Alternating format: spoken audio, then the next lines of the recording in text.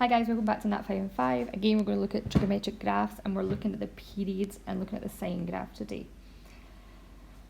So basically I want you just to see what you notice. Okay, so what do you notice happening? We have seen the sine graph now several times. We should know exactly what it looks like. So this is over at the left hand side. This is the sine graph. The sine curve, it goes up to 360. You know it's got a period of 360 because that's one full cycle. The amplitude is 1, goes up to 1, down to -1. And you should know all the points on the sine graph. Now you can see the one on the right hand side, and if I tell you it goes up to 1 and down to -1 again, but your 360 is at the very end. Now you can see one sine graph. Now if I change the colour, you can see another sine graph. So within the space of 360, within 360 there has been two sine graphs drawn. So what I write for this is y equals sine 2x, and see if you notice anything. Next one, I can see again, if I tell you, what if I tell you the amplitude is different this time? What if I say it's 2, -2, and there's 360 at the end. So within 360, how many sine graphs have been drawn? So 1, 2, and change the colour again, 3. So can you notice anything? I am going to tell you that this graph is called y equals, now the amplitude is 2, so we know from our previous videos what that means. So it's 2 sine, and there's 3 graphs within that 360, so it's 2 sine 3x. Next one.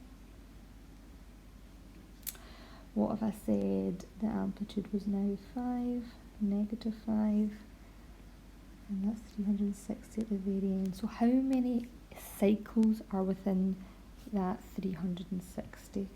So there's one sine graph, there's 2 sine graphs,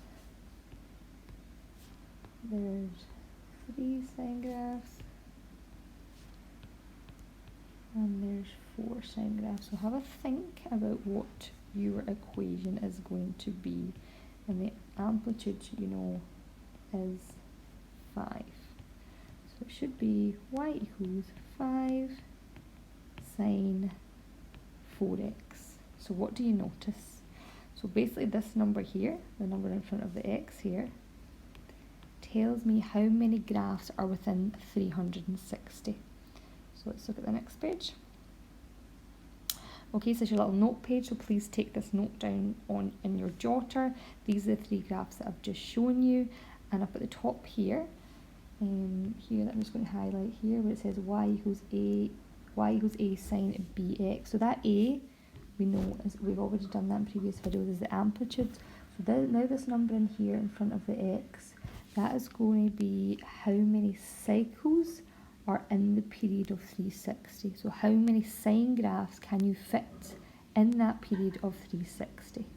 Okay, and then this one here, the period of one of the graphs is your 360 divided by your b, which is how many graphs are within 360. So for example, this first one here, again, if this was 360, this is 1 and -1, which it is.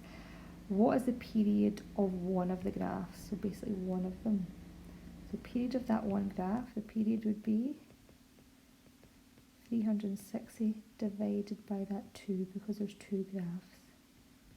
And that gives you 180. So it means that one cycle has a period of 180. Similar to the next one, if I wanted to just find out what one of the cycles, what's the period of one of the cycles, the period would equal, again it goes up to 360, 1, -1, it would be 360 divided by, how many graphs are there within the period of 360? There's 3, so it's 360 divided by 3, and that would be 120. Okay, and then the next one, 360 divided by 4, because there's 4 graphs. 4 cycles, sorry, within the period of 360. So that's 360 there again, 1, -1. So the period is going to be 360 divided by 4, which is 90. So that one cycle there, you can see it, that should be 90 right there. This one should be 120. Okay. Okay guys, just one more page and it's some homework questions. Right guys, if you can just pause the video now and try and write down the equations of these graphs in front of you, and you can send me your answers in or put a comment in the comments below with your answers. Thanks very much for watching. Bye now. Bye.